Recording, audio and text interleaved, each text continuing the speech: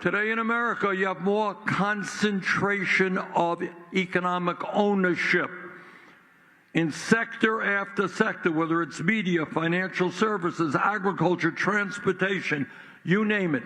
A handful of giant corporations control what is produced and what you pay for those products. But what the economy is not just income and wealth inequality, where the richest people have never had it so good. It's not just concentration of ownership. We are also looking at 6 major media conglomerates that own and control what you see, hear, and read. Do you ever wonder why some of the most important issues facing working people never get discussed? Well, that's kind of why. Do you ever ask yourself, how come we don't hear about what other countries around the world are doing in terms of healthcare or education? That is kind of why. So you got a handful of billionaires controlling the economy, and they control the media. But that's not enough. They also now control our political system. So let us be clear. And that is especially since this disastrous Citizens United Supreme Court decision.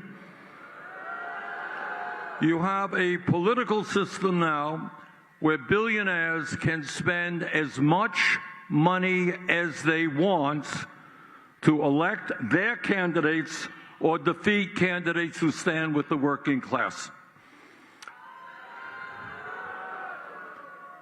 This is how the system works. Elon Musk, our friend again, contributed $270 million to elect Donald Trump president.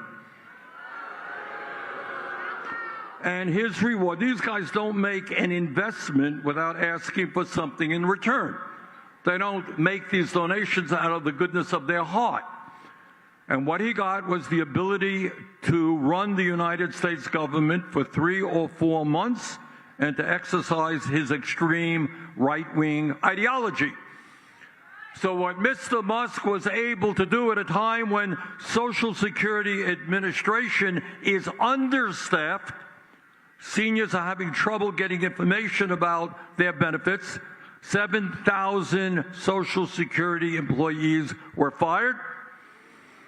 At a time when we are not adequately staffing the Veterans Administration so that the men and women who put their lives on the line to defend us get the health care and benefits they deserve.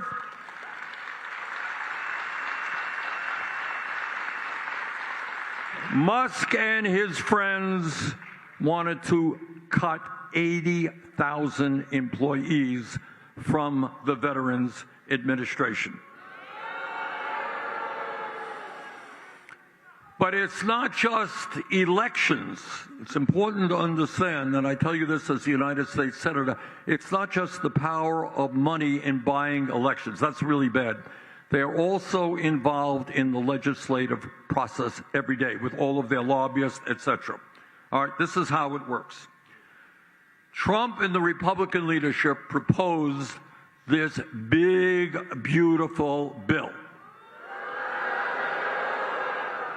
Their so-called big, beautiful bill is, in my view, the most horrific and destructive piece of legislation ever passed in the modern history of this country.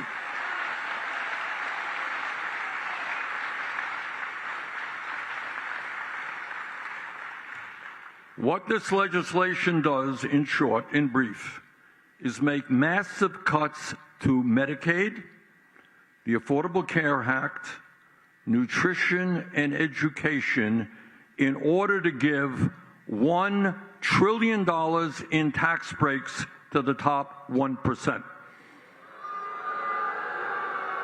And $900 billion to large, profitable corporations. Now, this is how money in politics works. If you think that many Republicans, especially those who represent low-income and working-class districts, didn't know what was in the bill, you would be mistaken. They knew what was in the bill.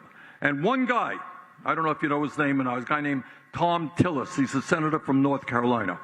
Tillis is a conservative Republican guy, but he actually did something unusual. He read the bill. This guy reads the bill, and he says, holy moly, hundreds of thousands of people in North Carolina are going to lose their health insurance if I vote for this bill. So he gets up and he says, I cannot vote for this bill. It would be destructive for my constituents. You know what happened? Within minutes, Donald Trump was on social media ripping the hell out of this guy. Billionaires were announcing, you standing up to the president, you don't like the legislation we brought forth, you are out of here. We're going to run somebody against you. And they have the resources to do that. Within a very short time, Senator Tillis says, forget it, I'm not running for re-election. The point is that if people stand up for justice, stand up for what is right, they will be punished by big money interests. And that is a system that we can no longer tolerate, because day after day, Washington becomes further and further removed